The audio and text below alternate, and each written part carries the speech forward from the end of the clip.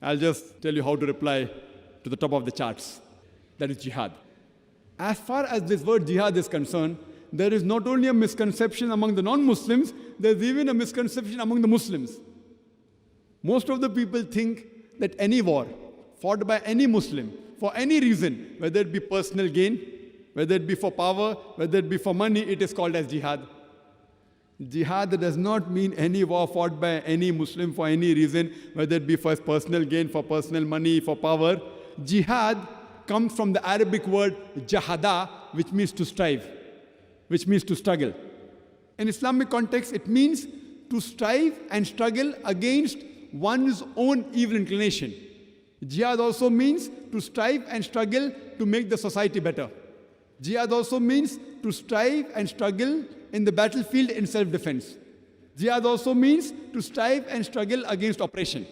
So jihad basically means to strive and struggle.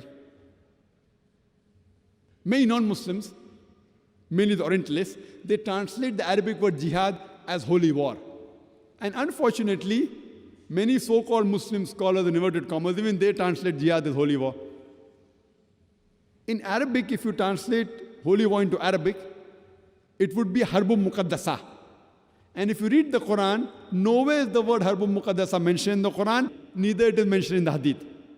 So jihad does not mean holy war. Holy war was first used to describe the Crusades with the Christians. They killed tens and thousands of human beings in the name of religion.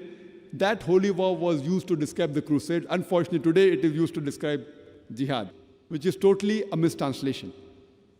Jihad basically means to strive, it means to struggle. One type of jihad can be qital, that is fighting, which is qital fi sabilillah, fighting in the way of Allah subhanahu wa ta'ala. But that too has got various rules and regulations, which you can refer to my video cassette, Jihad and Terrorism, an Islamic Perspective, which I've dealt in detail about this.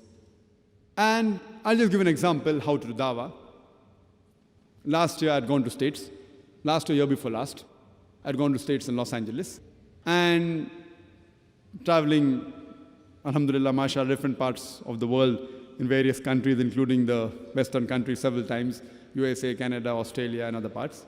I was prepared the way I'm dressed up with a cap, with a beard, with a coat. I was sure that in the US customs I'll be asked for interrogation. So as I went to the immigration, they asked me the question that, why have you come here? So I said that I've come here to receive an award.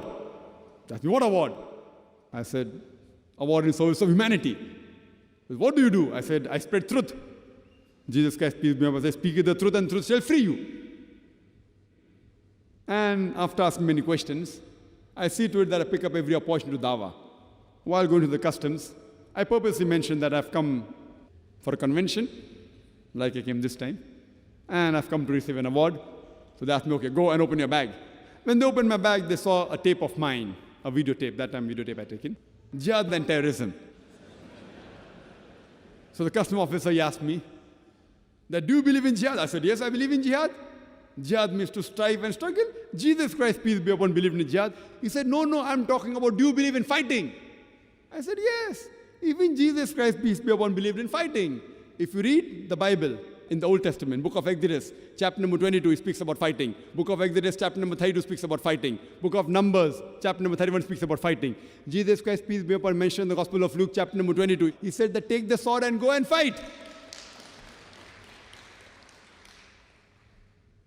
So they said, but that was fighting against the evil. I said, yes, that's what the Quran says too. We have to fight against the evil.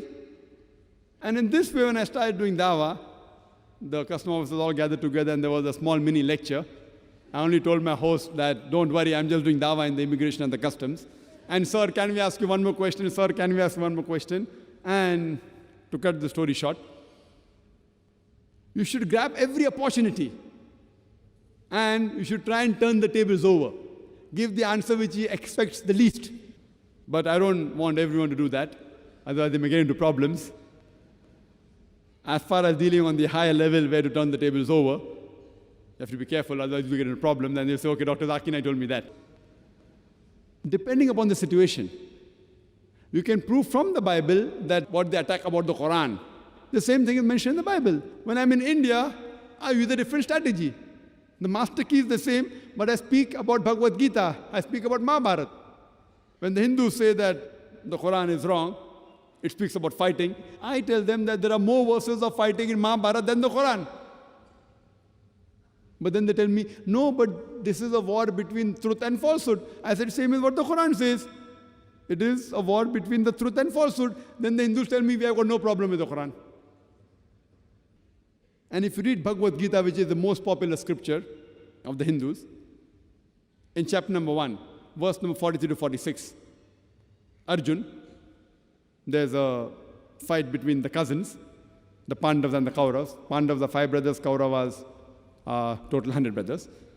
So Arjun, one of the Pandavas, in the battlefield, he puts his weapons on the battlefield, on the ground. And he says to Shri Krishna, who is God of the Hindus, he tells to Shri Krishna, I would prefer being killed unarmed rather than to fight against my cousin.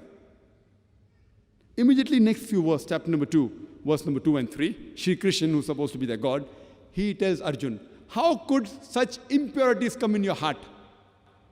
How could you be so important? He calls him important. And further, Bhagavad Gita chapter 2, verse number 31 onwards, he says, it is the duty of the Kshatriya to fight. If you don't fight, you will not go to the heavenly planet. It will take you away from the heavenly planet. And blessed are those Kshatriyas who get an opportunity to fight.